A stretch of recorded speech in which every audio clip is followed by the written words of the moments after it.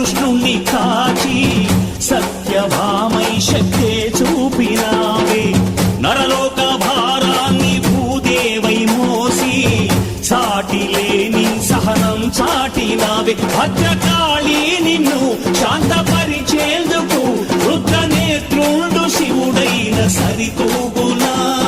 బ్రహ్మకు మేధస్సు విష్ణుకు తేజస్సు నీ పదధూళిని తాకక వచ్చనట బ్రహ్మకు మేధస్సు విష్ణుకు తేజస్సు నీ పదధూళిని తాకక వచ్చనట నీ పదధూళిని తాకక వచ్చనట